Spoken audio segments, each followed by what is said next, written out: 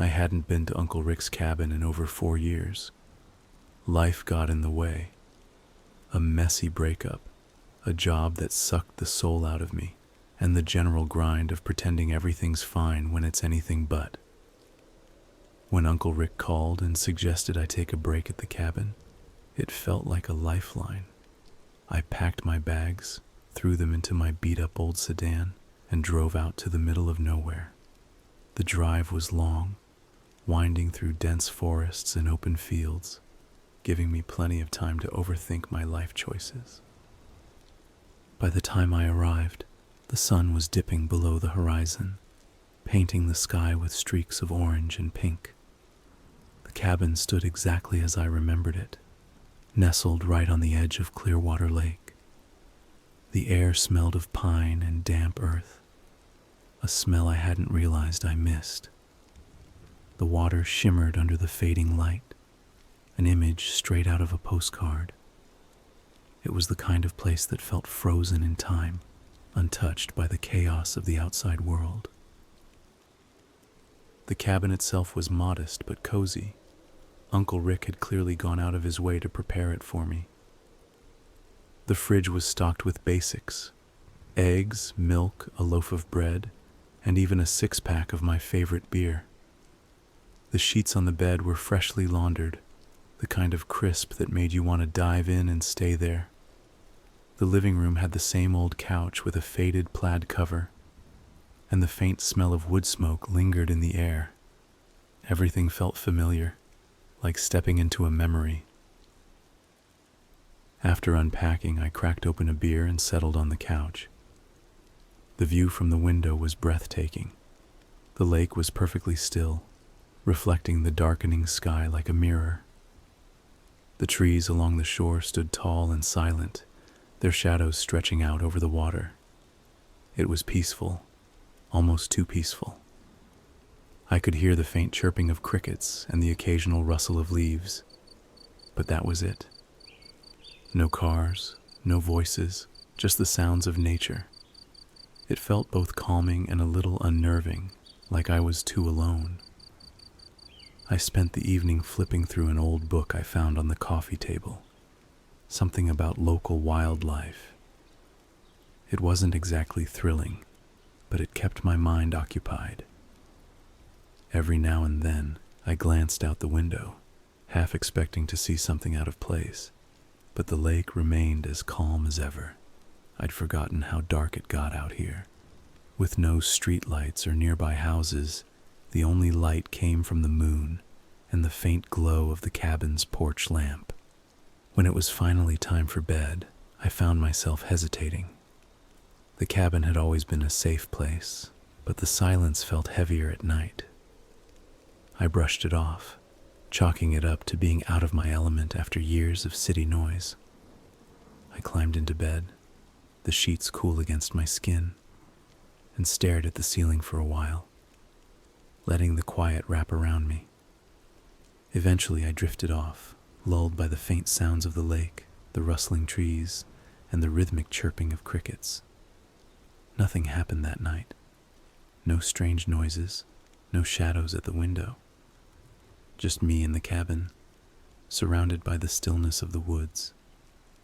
For the first time in a long while, I felt like I could finally breathe. The next morning, I woke to sunlight streaming through the windows and the sound of birds chirping outside. For a brief moment, I felt genuinely rested, something I hadn't experienced in months. After stretching and taking my time to get ready, I slipped on my favorite shirt, a faded gray tee with the number 28 printed on the back. It was from a soccer league I'd been part of years ago, and for some reason, it always brought me comfort. I decided to spend the day exploring. The woods surrounding the cabin were dense and full of life. The sound of leaves crunching underfoot and the occasional rustle of small animals brought back memories of summers spent here as a kid. I followed a familiar trail that wound through the trees and led to a clearing with a small bench overlooking the lake. I sat there for a while, letting the tranquility of the place sink in. It felt good to be away from everything. As evening crept in, I returned to the cabin. The sun dipped low, casting long shadows across the water. The stillness of the lake was mesmerizing, almost hypnotic. I cooked a simple dinner and settled on the couch with a beer, flipping through the channels on the old TV.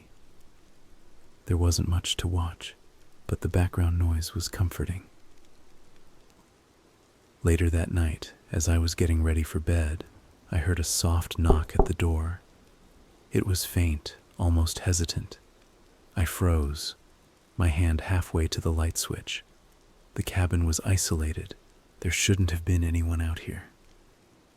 Taking a deep breath, I approached the door and opened it cautiously. The porch was empty. The woods beyond were dark and silent, save for the occasional chirp of crickets. I stepped outside, the cool night air brushing against my skin, but saw nothing unusual. After a few moments, I shook my head and went back inside, locking the door behind me. Just as I turned off the lights, there was another knock. This time it came from the window. My heart raced as I spun around, but again there was nothing. I walked over to the window, peering out into the darkness, but all I could see was my own reflection in the glass. The only thing I noticed was that the outside of the window was wet, like someone had pressed their damp hand against it. A shiver ran down my spine. I checked the locks on the door and windows again, making sure everything was secure, and climbed into bed. I lay there for a long time, staring at the ceiling, listening for any other sounds. The cabin was silent, except for the distant hum of crickets and the occasional creak of the old wooden frame. Eventually, I convinced myself it was nothing. Maybe an animal, or just my imagination getting the better of me. But it took a long time to fall asleep, and even then, I couldn't shake the feeling that I wasn't as alone as I thought. The next day, I woke up groggy. My sleep had been restless, my dreams filled with disjointed images of dark water and faceless figures. I shrugged it off as stress and got up to start the day. The cabin felt quieter than usual, the kind of quiet that presses on your ears. I shook the feeling and decided to keep busy. After breakfast, I checked the locks on the door and windows again, just to ease my mind. They were all secure. Maybe I was overreacting, letting the solitude mess with my head. The day passed uneventfully. I walked by the lake, skipping stones and enjoying the crisp air. The unease from the night before lingered, but the sunlight helped to push it to the back of my mind. That evening, I decided to lock up the cabin early. I went through every door and window, checking each one 3 times. It was almost obsessive, but it made me feel better. Once everything was secure, I settled on the couch with another beer and flipped through a dusty stack of magazines Uncle Rick had left behind. They were old hunting and fishing issues, but they were a decent distraction. When it was time for bed, I triple-checked the locks again. Everything was secure. Satisfied, I crawled under the covers and let the silence of the cabin lull me to sleep. The next morning, I woke up feeling a little more rested. As part of my usual routine, I got up to unlock the doors and windows to let in some fresh air. But as I went to the front door, the lock was already undone. My stomach sank as I checked the other doors and windows. Each one was unlatched, as if someone had gone through and methodically unlocked every single one during the night. I stood there for a long moment, my mind racing. Had I forgotten to lock them? No, I was sure I had. I'd checked them multiple times before going to bed. And yet, here they were, all open to anyone, or anything that wanted to come in. The cabin looked untouched, Nothing was out of place, and there was no sign of a break-in. I stepped onto the porch, scanning the woods and the lake beyond. The air was crisp and still, the morning sun casting long shadows across the clearing. Despite the calm, a gnawing unease settled deep in my gut. For the rest of the day, I couldn't shake the feeling that something was off. The woods felt too quiet, their stillness oppressive. The lake, which I'd always found soothing, now seemed ominous. Its surface was too calm, like it was waiting for something. That night, I repeated my routine. I locked every door and window, checking each one 4 times, just to be sure. But as I climbed into bed, I couldn't escape the feeling that it wouldn't matter. Whatever had undone the locks the night before didn't seem to care about physical barriers. Still, I tried to convince myself it was just my imagination. Sleep didn't come easy that night. Every creak of the cabin made me sit up, ears straining for something more. But nothing happened. The cabin stayed silent, and the locks stayed put. Eventually, exhaustion won, and I finally drifted off, though the uneasy feeling lingered like a shadow that refused to leave. The next morning, after waking up, my first thought was to check the locks. I moved through the cabin quickly, testing each door and window. To my relief, everything was locked, perfectly secure, just as I had left them before going to bed. The sight of the locks in place brought a fleeting sense of normalcy. The day passed in an uneasy haze. I busied myself with mundane tasks, trying to keep my mind from drifting back to the unlocked doors and windows from the previous night.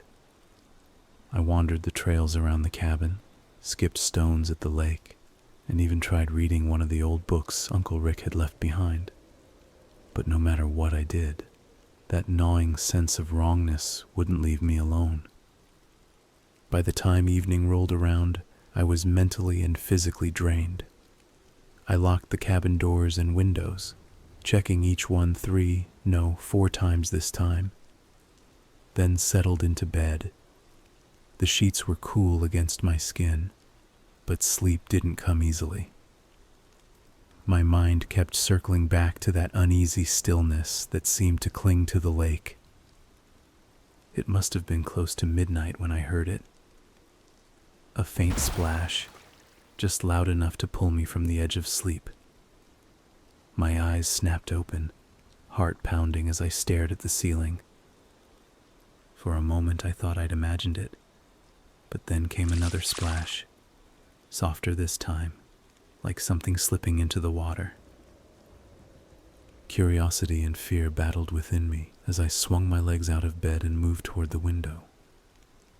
The cabin was dark, but the faint glow of the moon and the weak light from a small post lamp near the shore reflected off the lake, casting long shadows across its surface. At first I didn't see anything. The water was calm, almost unnaturally still. But just as I was about to step away, something caught my eye near the center of the lake. A shape. It was small, barely more than a shadow against the water. I squinted, pressing my forehead to the glass, and my stomach clenched. It looked like the back of a head, hair slick and dark from the water. It bobbed for a moment, perfectly still, before slowly sinking beneath the surface. I froze, unable to move or even breathe. My mind scrambled for an explanation. A swimmer? No, it was too late for that. An animal? But it looked too human. The ripples faded quickly, and the lake returned to its eerie stillness, as if nothing had happened. I stayed at the window for what felt like an eternity, waiting for the shape to resurface. But it didn't. The water remained unbroken, reflecting the moonlight like a sheet of black glass. Eventually I backed away, my hands trembling. I told myself it was nothing, just my tired mind playing tricks on me. Eventually exhaustion overtook me. and I crawled back into bed. My heart was still racing, and my thoughts refused to settle. But somehow sleep found me as the faint glow of the post lamp filtered through the curtains. The morning light streamed through the cabin's windows, cutting through the fog of restless sleep. I sat on the edge of the bed for a while, staring at the floor and trying to shake the lingering unease from the night before. The image of that shape, the back of a head sinking into the lake, was burned into my mind. After a quick breakfast, I decided to clear my head with a walk. I reached for my favorite shirt, the one with the faded number 28 on the back. It had become a sort of comfort item, a reminder of a simpler time. Pulling it on felt like slipping into a piece of my old self, someone who hadn't yet been haunted by lakes and shadows. The trail leading into town was familiar, winding through dense woods and past old wooden fences. The crisp morning air and the crunch of leaves underfoot helped to steady my nerves. By the time I reached the main road, the distant hum of life from the small town brought a faint sense of normalcy. The general store was a relic of another time, its wooden sign faded and its shelves packed with an odd assortment of goods. The bell above the door jingled as I stepped inside, and the smell of aged wood and coffee hit me like a wave of nostalgia. The cashier, an older man with thick glasses and a kindly demeanor, looked up and gave me a nod of acknowledgement. As I browsed the aisles, a laminated newspaper clipping on the counter caught my attention. It looked like part of an archive of old news, preserved for curious customers to see. The photo at the top sent a chill through me. It was a young blonde girl with wide brown eyes, her face frozen in a faint, almost worried expression. The headline read, "Local Tragedy at Clearwater Lake." I picked up the clipping, my hands trembling slightly as I read. The article was dated 4 years ago and detailed a horrifying story. The girl, whose name wasn't included, had been abducted, tortured, and murdered. The details were vague. So gruesome, the article said, that the police refused to release specifics because the crime was described as too graphic and brutal to share publicly. Her body had been found in Clearwater Lake by a fisherman. What struck me most was the paragraph that followed. The girl's body had vanished from the morgue the very next day, and her family, who had been seen mourning at the morgue, disappeared without a trace soon after. Police had quietly suspected that the family might have taken the corpse and fled as a way to cope with the tragedy, but there was no evidence to confirm this. No leads, no answers. Just a void where an entire family used to be. Awful story, isn't it? The cashier's voice startled me. I looked up to see him watching me, his expression somber. "Yeah," I muttered, my throat dry. "Did they ever find out what happened?" He shook his head slowly. "Nope. Folks around here don't like to talk about it much. Gives people the creeps. Some say the lake's cursed." I forced a weak smile and set the clipping back on the counter. My mind was racing. The lake. It couldn't be a coincidence. Whatever had happened to that girl felt too close, too connected to the things I'd been experiencing. After paying for a soda and some snacks, I left the store and started back toward the cabin. My thoughts churned with questions. Who was the girl? Why had her body disappeared? And why couldn't I shake the feeling that she was still out there, watching, waiting in the lake? I returned to the cabin in the late afternoon, my mind a whirlwind of questions. The story from the newspaper clipping had rooted itself deep in my thoughts, refusing to let go. By the time I finished a simple dinner, The sun was already dipping below the treetops, casting long, crooked shadows across the clearing. The glow from the small post lamp near the lake felt faint against the encroaching darkness. I locked the doors and windows, checking each one twice. The unease I'd been carrying since the night before had only grown, and I couldn't shake the feeling that I was being watched. I chalked it up to paranoia and exhaustion, but it was enough to keep me on edge. Finally, I crawled into bed, willing myself to fall asleep. For a while, all I could hear were the crickets outside and the occasional groan of the cabin's old wooden frame. But then, as the evening deepened into night, I heard it. Faint, deliberate footsteps. My heart stuttered, and I sat up in bed, straining to hear more. The steps were slow, methodical, moving across the porch. Each creak of the wooden boards felt like a jolt to my nerves. I told myself it had to be an animal. A deer, maybe. But the rhythm of the steps was too human. I grabbed the flashlight I kept by the bed and tiptoed toward the living room, every instinct screaming at me to stay quiet. The cabin felt unbearably still, the air thick with tension.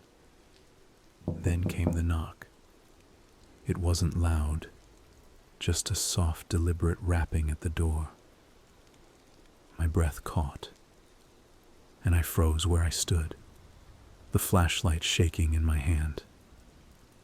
The knock came again, the sound impossibly normal, yet utterly terrifying in the oppressive silence. I edged closer to the door, my pulse pounding in my ears. Peering through the peephole, I saw nothing but darkness. My mind raced. Had something from the lake followed me back? Was it waiting, just out of sight, for me to open the door? The knock came a third time, louder now. I stepped back, gripping the flashlight like a weapon. Just as I was about to call out, a voice broke through the silence. "Hey, it's me, Rick. Open up." The tension drained from me so quickly, I nearly collapsed. I fumbled with the locks and yanked the door open. There he was, Uncle Rick, standing on the porch with his usual easygoing grin and a small duffel bag slung over his shoulder. "What the hell, Rick? You scared the crap out of me," I snapped, my voice shaky. He chuckled, stepping inside and dropping his bag by the door. "Didn't mean to. I figured I'd surprise you. Thought you might be lonely out here." "You could have called," I muttered, still trying to calm my racing heart. "Where's the fun in that?" he teased, giving me a playful shove. "Besides, I had the spare key. Figured it'd save me from waiting out here all night." I didn't know whether to laugh or yell at him, so I settled for a deep sigh and locked the door again. Rick made himself at home, flopping onto the couch like he'd been here all along. His presence brought a strange mix of comfort and irritation. At least now I wasn't alone with my thoughts. "You look like you've seen a ghost," Rick said, cracking open a beer he'd pulled from his bag. "Yeah, well," I said, forcing a weak smile. "It's been a weird couple of days." He didn't press further, and for that I was grateful. As the night wore on, the atmosphere in the cabin shifted. The silence outside felt less oppressive with Rick's laughter filling the room. For the first time in days, I felt like I could breathe again, even if only for a little while. The next morning, Rick woke up bright and early, as if he hadn't spent the night scaring the life out of me. I, on the other hand, felt like I hadn't slept at all. The tension from the past few days had left me wired, and even with Rick around, I couldn't shake the lingering unease. "Let's hit the lake," Rick said over breakfast, his tone far too cheerful for my liking. I stared at him, my fork hovering mid-air. "The lake? You want to go swimming?" Why not? It's a beautiful day, he said, gesturing toward the window where the sunlight sparkled on the water's surface. Come on, you used to love it. The idea of getting into that water made my stomach turn. I'd avoided the lake since I arrived, aside from standing on its edges. Still, Rick was insistent, and I could tell he wasn't going to let it go. After some half-hearted protests, I finally caved. We spent the afternoon joking and splashing around. Rick kept diving under the water, resurfacing with exaggerated gasps like a kid playing pretend. We took breaks to sit on the shore, eating sandwiches and sipping on cold drinks he'd packed. The sun was warm, and for a while, it was easy to forget the gnawing sense of dread that had been following me. As we floated lazily in the lake, the water cool against the summer heat, I decided to bring it up. Rick, I started, my voice hesitant. Have you ever heard about the girl who, from the lake? His expression faltered for a moment, and he stopped treading water, tilting his head at me. You mean the one in the news? Years ago? Yeah, I heard about it. Sad story. Doesn't it bother you, knowing what happened here? He shrugged and leaned back, letting himself float on his back. Not really. Grew up swimming here, Bad things happen everywhere. It's not like it changes what the lake is. That's it? You're not even a little spooked? I pressed, unable to keep the edge out of my voice. Rick chuckled, flipping upright again. What's there to be spooked about? It's a lake. You're letting your imagination run wild. His nonchalant attitude didn't sit well with me, but I didn't push it further. The sun had begun to dip lower in the sky, the shadows stretching across the water. Rick suddenly slapped the water and swam toward the shore. I left the grill brush in the cabin. Gonna grab it, he said as he waded out of the lake. Be right back. Before I could respond, he was already jogging up the slope toward the cabin, leaving me alone. The stillness descended quickly. Without Rick's laughter and splashing, the lake felt larger, darker, more alive. I floated in the water, trying to keep my mind from spiraling. The gentle ripples lapping at my sides began to feel oppressive, like the lake was pressing in on me. Every small sound, the distant rustle of leaves, the quiet hum of insects, seemed magnified. My breath quickened. Shadows under the water seemed to shift, and my imagination ran wild. What if something was down there watching? What if it reached up, pulling me under? I couldn't take it anymore. Panic bubbled up, and I swam hastily toward the shore, splashing more than I needed to. When my feet hit the sandy bottom, I scrambled out, my chest heaving as I stood on the damp ground. The lake looked perfectly still, as if mocking my fear. A few minutes later, Rick returned, grill brush in hand. What's wrong? He asked, laughing when he saw me dripping and shivering on the shore. Don't tell me you got scared. I forced a laugh and shook my head, brushing it off. Just got cold.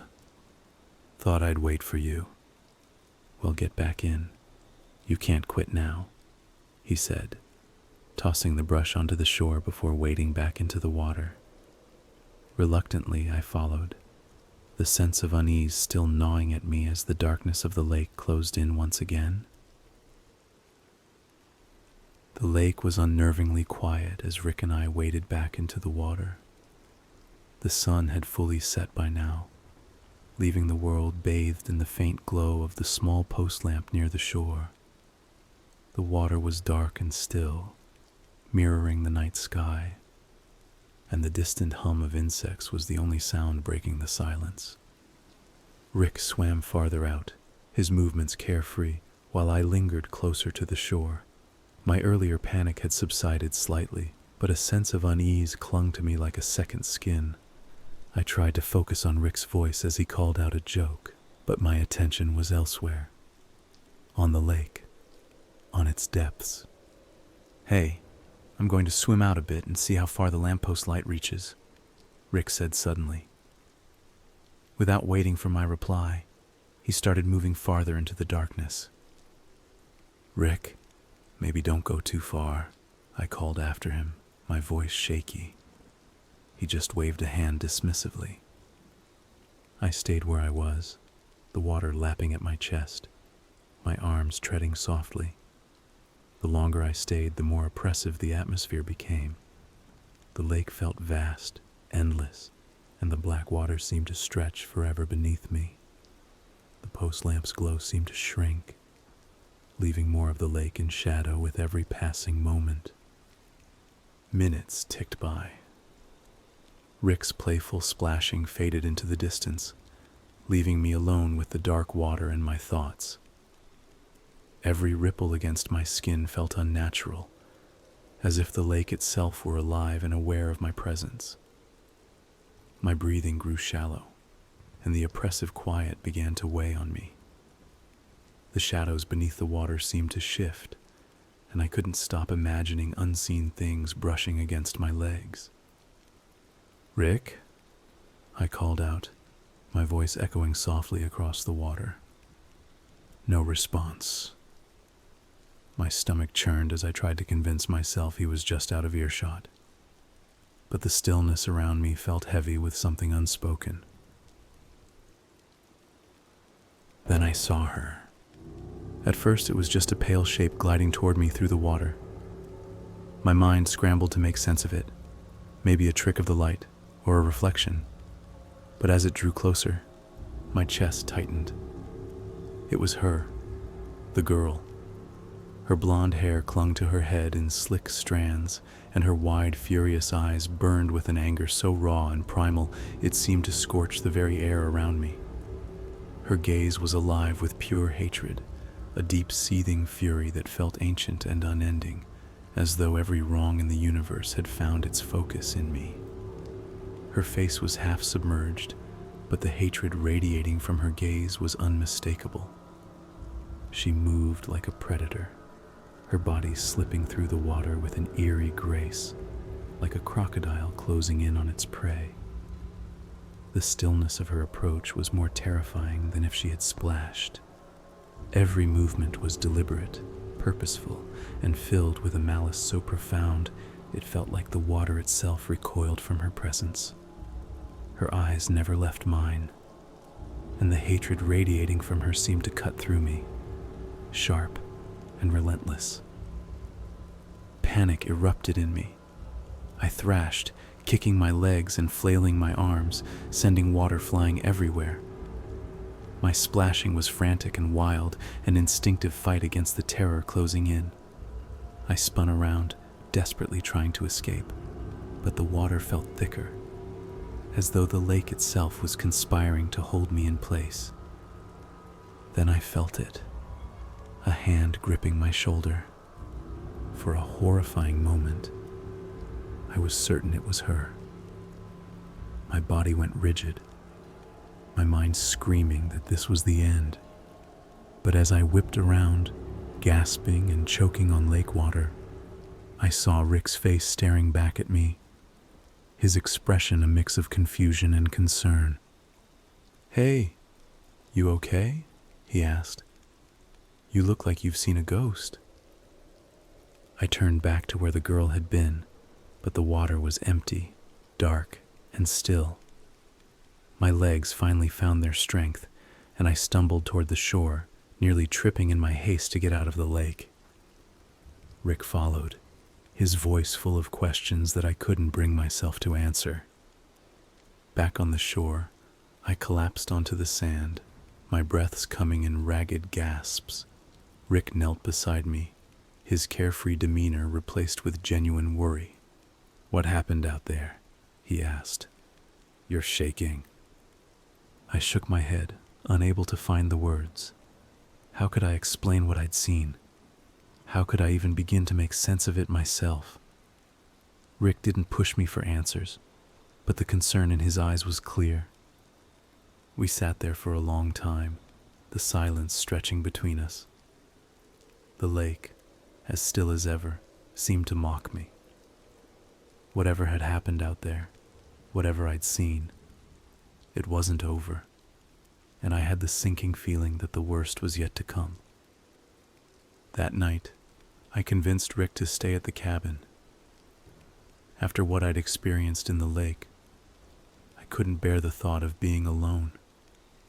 He didn't argue, sensing that something was seriously wrong, though I still hadn't told him what I'd seen. Rick took the couch, sprawling out with his usual carefree attitude, while I locked every door and window in the cabin, triple-checking each one. The faint chirping of crickets outside was the only sound breaking the silence as I finally settled into bed. Despite Rick's presence, sleep didn't come easily. My mind replayed the encounter in the lake over and over, the girl's burning, hateful eyes etched into my thoughts. Sometime in the middle of the night, I woke to a sound that made my blood run cold. At first, I thought I was dreaming, but as I sat up and strained to listen, the noise became unmistakable. Muffled screams. It was a woman's voice, distant but piercing, filled with raw pain and desperation that clawed at the night like an open wound. The screams were unrelenting, each one more fractured and guttural than the last, as though her throat was torn from endless pleading. It wasn't just fear. It was terror distilled into sound, the kind of begging that came from someone who knew they were about to die but clung to the hope that someone might save them. Her cries twisted and broke, rising in high-pitched, blood-curdling shrieks before plunging into hoarse, gasping sobs, as though she were choking on her own anguish. Every wordless wail was a plea for mercy, a desperate cry for someone, anyone, to stop the horror that she was enduring. It wasn't just a sound. It was the kind of suffering you could feel in your bones, a raw and graphic agony that painted the air with vivid, unbearable pain. I froze, my heart pounding in my chest. The screams were coming from outside. My eyes darted to the window, but the glass was dark, reflecting only the faint outline of the room. I didn't want to look, didn't want to know, but I couldn't ignore it. I crept toward the window, every step feeling heavier than the last, and peered outside. The lake was still. Nothing moved. The small post lamp cast its faint glow, but it illuminated nothing unusual. Yet the screams continued, echoing faintly across the water. "Rick!"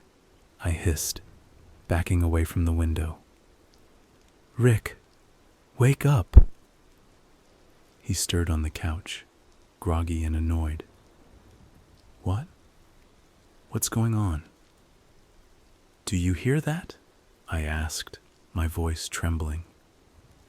Rick sat up, rubbing his eyes. The screams had stopped. The cabin was deathly silent now, the crickets outside no longer chirping. He tilted his head, listening.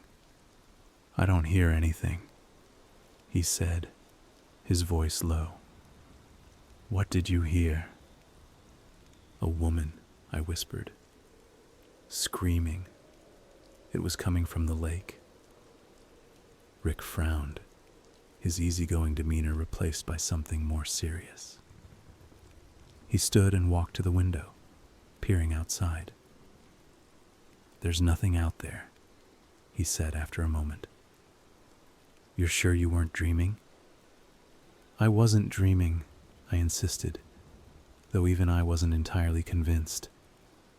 My hands were shaking, my body still tense with fear. "I heard it, Rick. It was real." He sighed, putting a hand on my shoulder. "All right, let's check it out. If it'll make you feel better." The last thing I wanted to do was go outside, but I couldn't argue. Rick grabbed a flashlight, and we stepped onto the porch. The cool night air hit me like a wall, and I shivered despite myself. The lake stretched out before us, calm and undisturbed. The flashlight's beam cut through the darkness, scanning the water surface and the surrounding woods. "See?" Rick said after a few tense moments. "Nothing." I nodded, but the unease didn't leave me. As we stepped back inside, I couldn't shake the feeling that something was watching us from the shadows. Rick tried to lighten the mood, joking about me scaring myself, but his voice lacked its usual confidence. He was spooked too, even if he wouldn't admit it. Back in the cabin, Rick suggested we sleep in the same room, just to be safe. I agreed without hesitation. We dragged the couch cushions into the bedroom, and Rick set up a makeshift bed on the floor. The presence of another person in the room was comforting, but it didn't erase the dread that had settled deep in my chest. As I lay in bed staring at the ceiling, the silence pressed down on me. Every creak of the cabin made me flinch. Every shadow seemed to shift. I tried to convince myself that it was over, that the screams were a figment of my imagination. The next morning, the cabin felt suffocating. The sunlight streaming through the windows did nothing to shake the heaviness that clung to me. Rick suggested we do something normal to clear our heads, but I couldn't focus on his words. My thoughts were locked on the lake, the girl, and the screams from the night before. I needed answers. "I think I'll head back to the store," I said abruptly, as Rick sat down with his coffee. He looked at me curiously but didn't push. "All right, I'll stick around here and clean up a bit," he said. "You good to drive?" I nodded, grabbing my keys and heading out. The drive into town was uneventful, but my mind churned with questions. The newspaper clipping from a few days ago replayed in my head. The girl's photo, the brutal details of her murder, the disappearance of her body. There had to be more to the story. The general store was quiet when I arrived. The old man at the counter looked up from his paper, his expression unreadable. I hesitated for a moment, then walked up to him. "You got a minute?" I asked. He folded the paper neatly and leaned on the counter. "What can I do for you?" "That girl," I started, my voice lower than I intended. "The one from the lake. I read about her here the other day. I was wondering if you know anything else." The man's face hardened slightly, and he glanced toward the door, as if checking to make sure no one else was around. "You're staying up at Clearwater, aren't you?" "Yeah," I said, my stomach tightening. "At my uncle's cabin." He sighed, rubbing the bridge of his nose. "You're not the first one to ask about her. People get curious. But I'll tell you this, what you read in the papers barely scratches the surface." I leaned closer, my pulse quickening. "What do you mean?" The man hesitated, then gestured for me to follow him. He led me to a back room filled with old files and binders, the smell of dust and paper thick in the air. From a shelf, he pulled out an old VHS tape and slid it into a small television sitting in the corner. "She came in here the day she went missing," he said quietly, as the screen flickered to life. The grainy black and white footage showed a blonde girl entering the store, her movements hesitant and nervous. She lingered by the aisles, glancing repeatedly toward the glass entrance where the cashier stood near the register. Outside, a dark sedan could be seen parked in the corner of the frame. "See how she keeps looking at the door?" the man said, pointing at the screen. "She didn't want to go near the cashier. Too risky. That store is old, and if she had openly asked for help, whoever was in that car could have walked right in, killed everyone, including the cashier, and erased all the evidence, even the camera footage. She must have known that, and didn't want to put anyone's life in danger. On the tape, the girl walked down the aisles, occasionally passing a boy in a shirt with a large number, 28, emblazoned on the back. At first I couldn't place it, but then recognition crept in, slow and dreadful. My heart started to pound, and my breath caught in my chest. That boy. It was me. The shirt, the way he moved. It was unmistakable. My old shirt from 4 years ago, the one I wore on that summer trip to the lake. My stomach churned violently as the realization solidified, every nerve in my body screaming against it.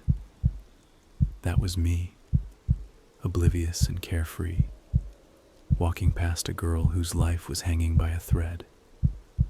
The image of the number 28 burned into my mind as memories I hadn't thought about in years suddenly surged forward, relentless and damning. The air around me felt heavy, suffocating, like the walls of the room were pressing inward. I had been there. I had seen her. And I had done nothing, not even when she passed me twice, her body language screaming for help. The weight of my inaction settled like a stone in my chest, too heavy to ignore. She wasn't just wandering, the man continued. Look how she walks past that boy. Twice. She was trying to say something, trying to get his attention, without drawing too much notice. I watched in stunned silence as the girl passed by my younger self, her gaze flickering toward me before quickly looking away. Her movements were deliberate, careful, as though she was silently begging for help. But I had done nothing. I didn't even realize at the time. She bought enough gum for a group of people, the man said, pointing as she grabbed multiple packs of gum and made her way to the register. And then she left, got into that car, and that was it. The video froze on the final frame. The girl walking out the door, her face briefly illuminated by the light outside. Her eyes looked terrified, resigned. What happened to her? I asked, though I already knew the answer. The man sighed, turning off the TV. The papers didn't print the details, but it wasn't quick. Whoever took her made her suffer. And there's another theory. One people around here don't like to talk about. Some folks think her own family might have been involved. There's whispers that they sold her, maybe to settle a debt or for something worse. Makes sense when you think about how they disappeared afterward, like they were wiped clean from the earth. He paused, glancing at me, his expression grave. Some say she came back for them, took care of them for what they did to her. Explains why they vanished so completely. And the boy. He paused, looking at me knowingly. He didn't even realize she was asking for help until it was too late. I swallowed hard, my chest tightening. The weight of his words crushed me. The boy was me. I had been there. I had seen her. And I had done nothing. I left the store in a daze. The images from the video burned into my mind. The drive back to the cabin was a blur, my hands gripping the wheel so tightly, my knuckles turned white. The girl's face, her quiet, desperate pleas for help. It all made sense now. But I barely noticed. My mind replayed the video from the store over and over. The girl's furtive glances, her deliberate movements, her quiet desperation. And the boy in the shirt with the number 28. Me. I had been there. I had seen her. and I had done nothing. The cabin felt colder than usual when I stepped inside. Rick was sitting on the couch, flipping through one of the old magazines he'd found. He looked up when I entered, his carefree demeanor dimming when he saw my face. "Everything all right?"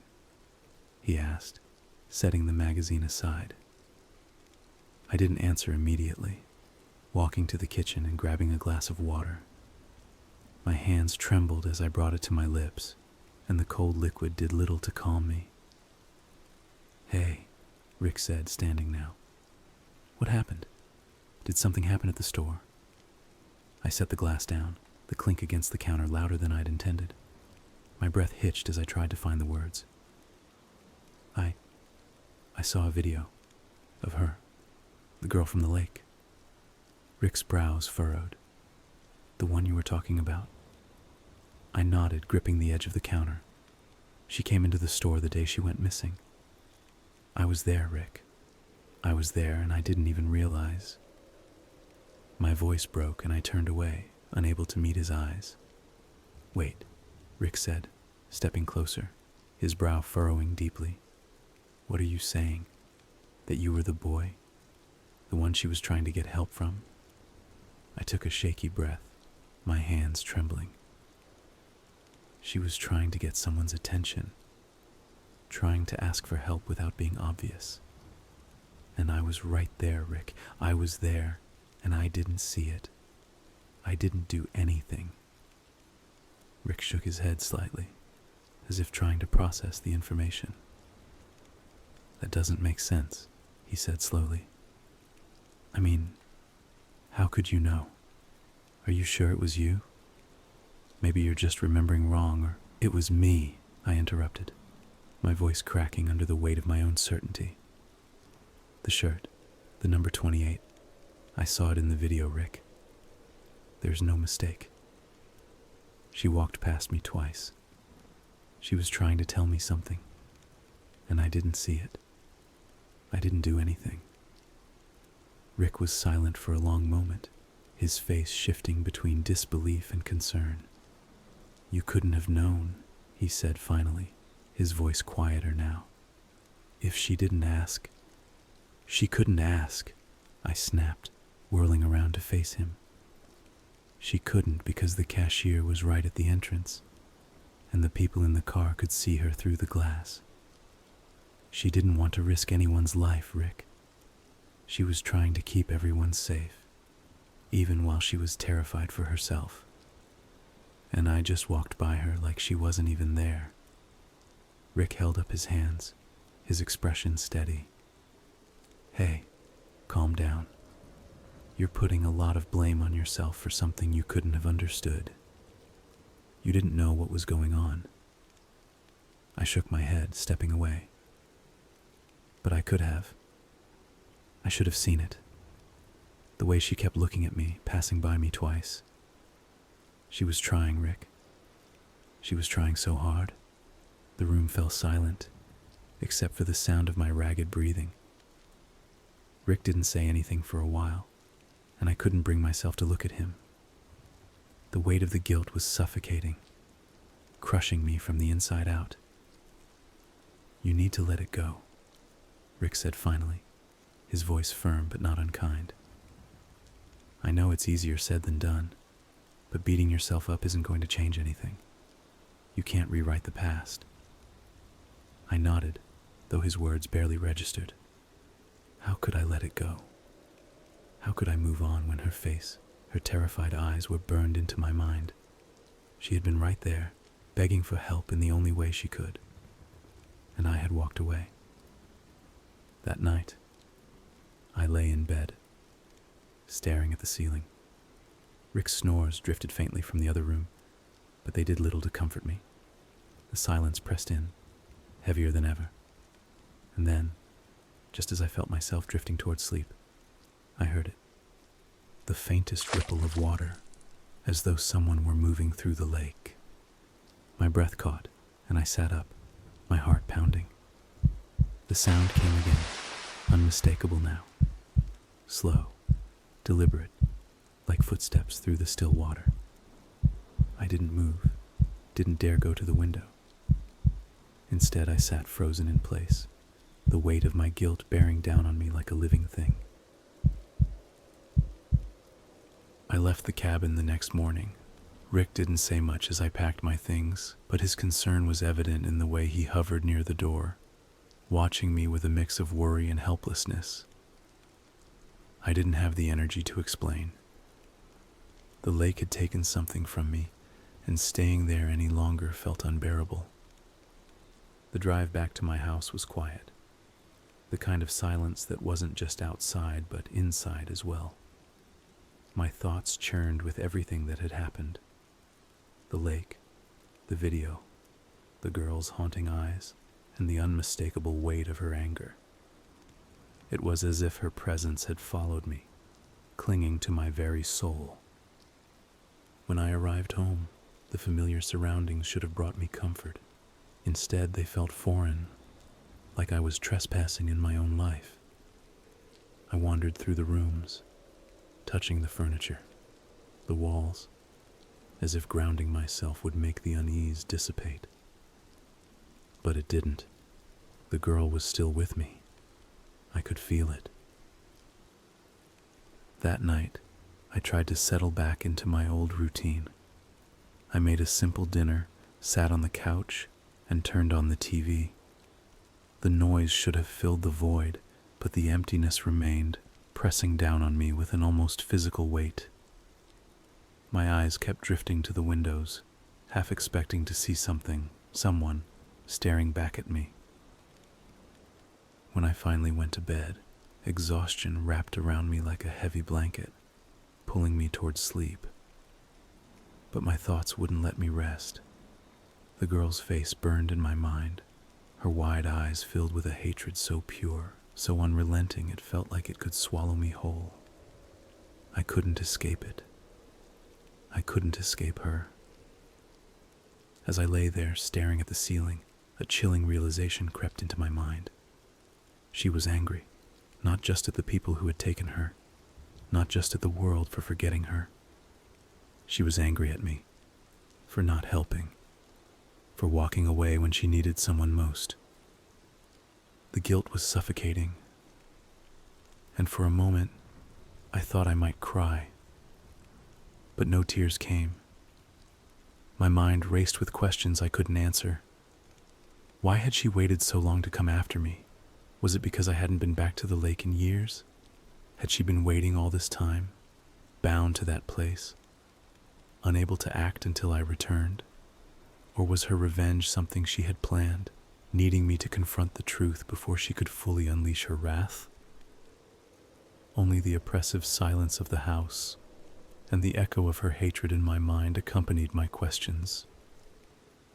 Just as I began to drift off, a sound cut through the quiet. A splash.